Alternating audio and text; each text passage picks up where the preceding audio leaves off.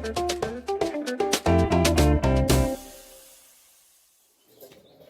everyone, we're doing another video about what's going on in the garage. So if you've been following this page, you've noticed that ZRX has been on the left for quite a while now. Spring's here, there's a lot of bikes on the road, and I want to make sure this thing's rolling as well. The bike's running fine, but the issue is with the gas tank. When I purchased this bike about 3.5 years ago, I checked the tank, there was zero rust in it. I've done some other repairs like the petcock and things like that, and I've always looked at the tank spotless. There was a fuel leak about 1.5 years ago, and it was due to the petcock. I fixed it, no problem. Now, when I put it on the lift this fall and I was cleaning the dust off it, I noticed the towel was wet. So I was looking to see where that fuel leak is, and it wasn't at the petcock. Unfortunately, it was right here in this little seam where the tank is welded. There was a little spot right here where it was wet to the touch. And that's when I realized I had a pinhole leak. That kind of broke my heart because the tank inside looked clean. I didn't expect like that, damage like that. Usually it's really rusty tanks. So what I did at that point, I still wanted to ride it. I didn't want to get invasive with the repair because the finish on these bikes are very hard to replicate, very expensive if you get a painter that could do that. And if you find a replacement tank that's in great condition, it's super, super expensive. So I really wanted to keep it as intact as possible. So I did a little JB Weld, steel stick, gas safe repair for gas tanks. And that worked for about 1.5 years. I was cleaning this bike again, and that repair where I touched up with paint, again, it was wet. So that tells me that the repair is failing. So at this point, I got a couple of options. I called a buddy, and I asked him, hey, can you weld it for me? That way we know it's good. He said, sure, but the repair area is gonna be huge. It's gonna be, for that little thing, it's gonna be like this whole side of the tank. At that point now, I'm either repainting it, and I just don't wanna go down that road.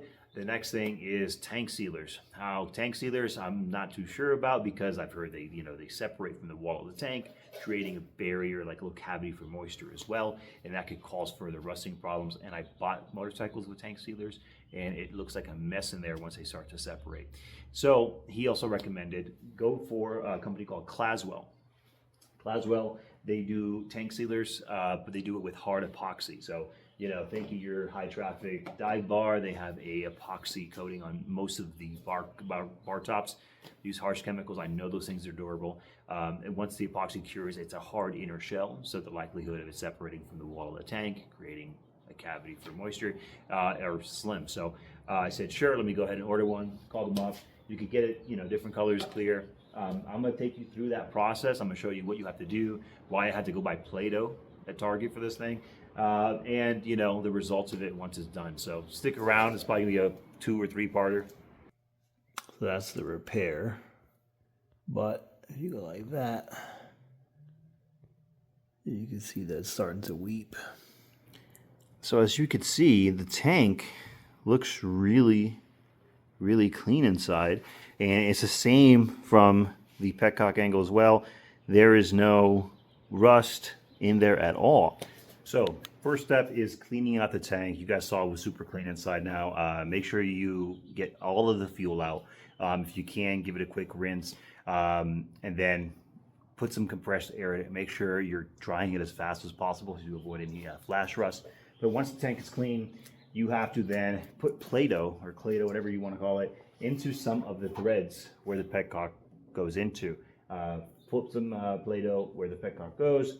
If you have like a fuel level sensor, go ahead and cover that up as well. The last thing you want is the epoxy getting into the threads, because at that point it gets real nasty trying to make sure those threads are clear again. The epoxy is very hard, it creates a mess. So a good tip is to put some Play-Doh into the areas that you want access to. That way, when the epoxy cures and it's a hard shell, those areas are easy to access. Hey everyone, okay, day 2, this is a multi-day process. Just some, precautions we're doing. It does say to wrap the tank in some, saran wrap, press and seal, something to protect it in case some of the stuff gets on the tank. It's not easy to remove. This is the epoxy and the colored hardener. You could get in different colors, red, blue, whatever. Probably should have got red because if there is some spills, it won't be as obvious.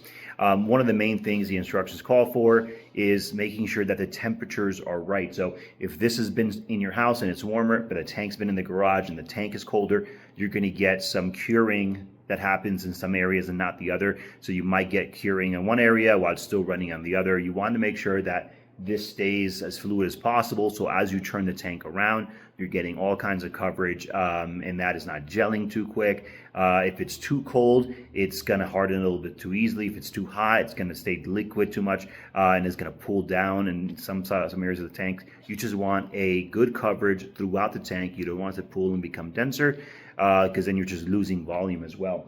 You have 15 minutes once you combine these. So it says to get a little jug like this.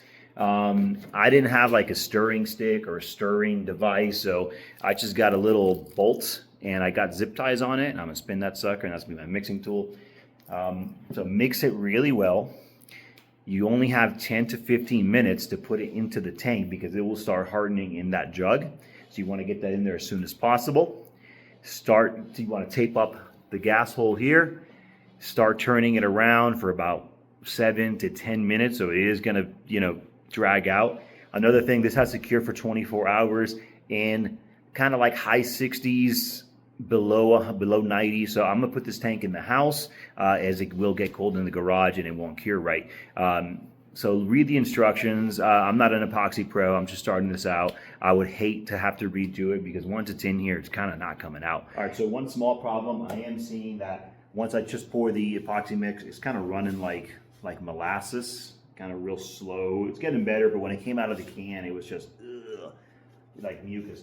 I read the instructions. It says anything above 85 is going to be too runny. Anything below 70 degrees is going to, behave like honey. It won't get good enough coverage. So if you have something to take a temperature with, I can see right now that we're about 65, 64.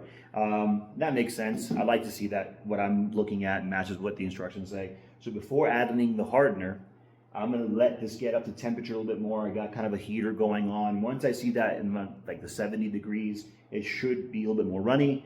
I'll add the hardener because that's when the process really starts, and then we'll go ahead and mix that. The tank is also located around the heater.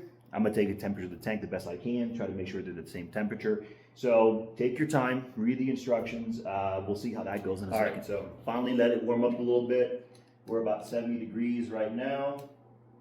So is the hardener. Again, they're not mixed yet. Both hardener and both epoxy, they're 70 degrees. Tank's sitting now at about 69 degrees, so that's close enough. And I can already tell from 64 to 69 degrees, this thing is just flowing much nicer. I'm gonna get some better coverage in the tank. Yeah, thing's ready to go. I'm gonna start mixing this thing, and we should have like the whole thing ready. All right. Sure to get everything in here. And let that drip for a bit.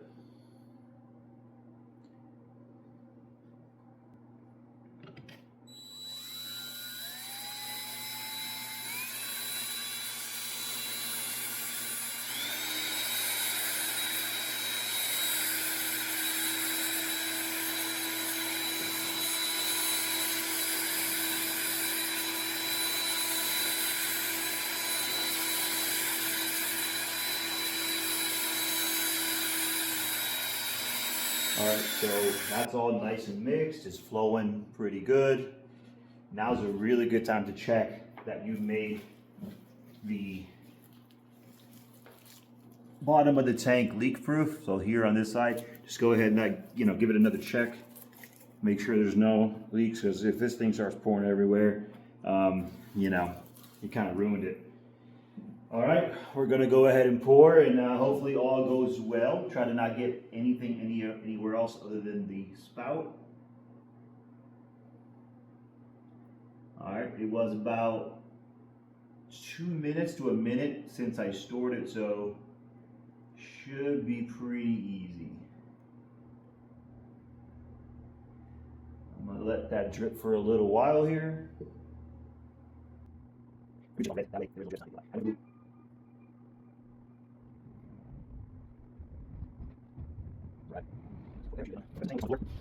here goes.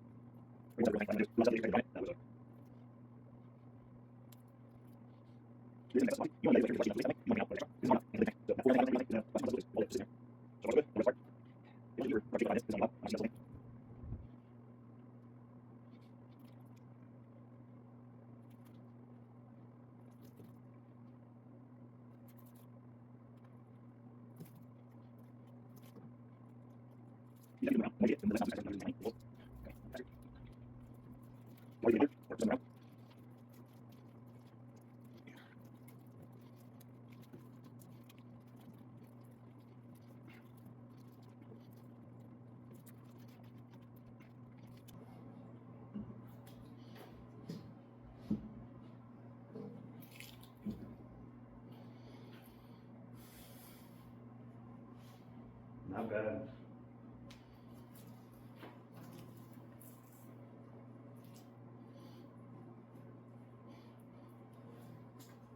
I don't feel any more sloshing. I can't even feel any.